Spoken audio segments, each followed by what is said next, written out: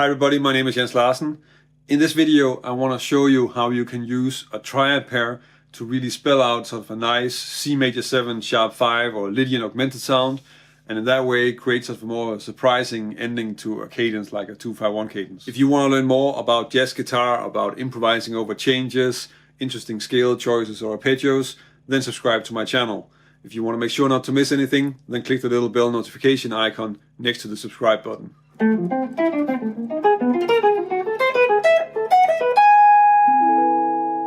The triad pair that I'm using in this cadence is on the C major 7 sharp 5. So the kind of sound that is really Lydian Augmented. So that means that on this C major 7 sharp 5 I'm looking at it as if it's coming from a melodic minor. So that means that one of the chord choices we have now, I'm playing it just like an E major triad with the C in the bass, but you could also play it like some sort of A minor major with a C in the bass. And it is a little bit that kind of sound that this triad pair is spelling out, because I'm using an F sharp diminished triad, so, and then an E major triad. So we have the E major triad that's really sort of giving us the sound of the augmented sound, so the basic chord with the 3rd, 7th, and then the sharp 5. And then the other set, which is giving us a sharp 11, a 13, and the root. So those are sort of the notes that I have available when I'm improvising over the C major 7 in this example.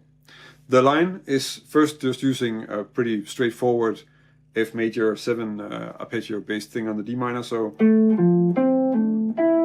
up to here, and then pulling off to the D, and then down, really what's down an A minor pentatonic scale.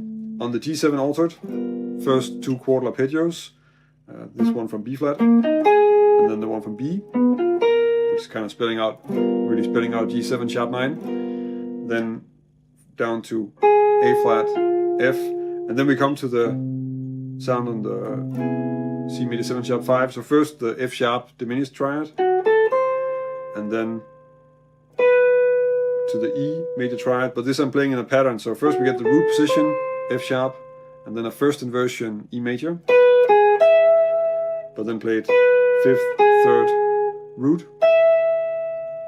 Then we get another F sharp, but now it's first inversion F sharp diminished, and then second inversion E in the same pattern. The triad pairs gives us a C major 7 with a sharp 5, but also with a 13. And that idea you can actually translate into the chords as well. So one way of playing the chord progression that would fit a line like this could be something like this.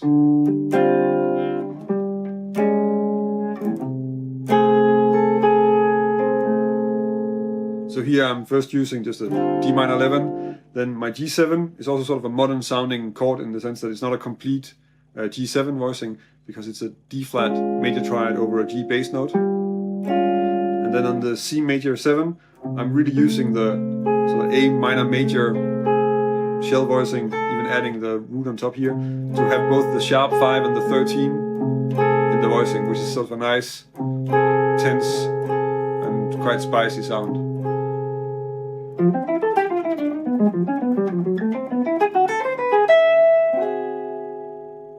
This example starts with a drop 2 voicing on the D minor 7 chord, and I think you can also see that I'm not really relying too much on sort of straight bebop material when I'm coming up with my melodies in the main cadence.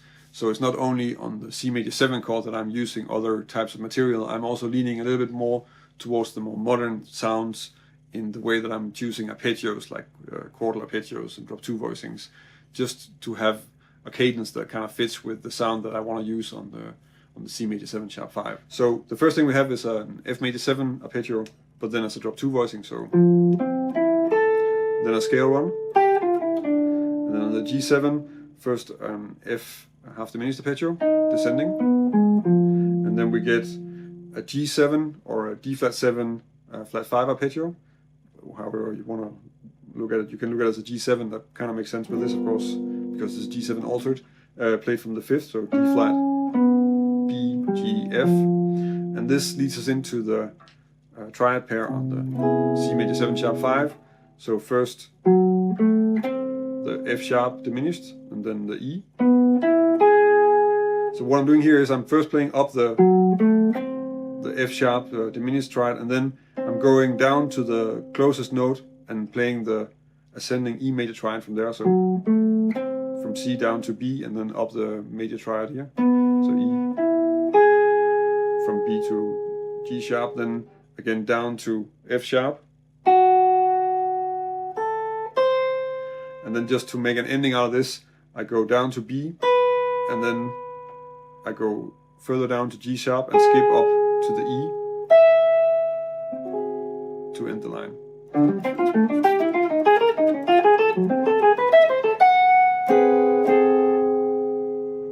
Here I'm again leaning on the more modern sounds. So the first arpeggio on the D minor 7 is a quartal, actually a 4-part quartal arpeggio.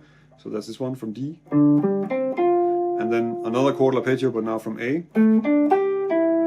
And on the G7 I'm using pentatonic scales or minor pentatonic scale, and there's only one minor pentatonic scale that you have associated with the G7 altered, and that's the B flat minor or D flat major. So this one, pentatonic scale. And the way I'm using it is I'm playing it in a sort of pattern on 2 strings. So the first string is played descending, and then the next one is ascending. And then that same idea, but then move down a position. So,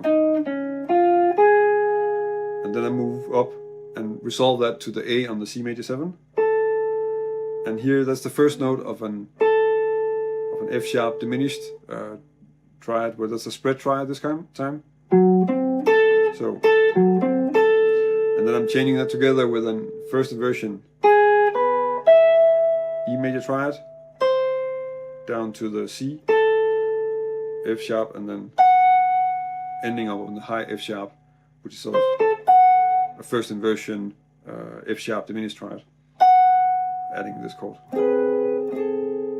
That was a few examples of some of the great lines that you can make with this triad pair, and how you can really sort of dig a little bit deeper into this Lydian augmented sound, which I find is a great way to sort of suspend the resolution of our cadence. So if you really expect just a normal plain old C major and you get this kind of more spicy Lydian augmented sound, then I think that's a great effect, and that's also something that I like to use a lot when I'm playing.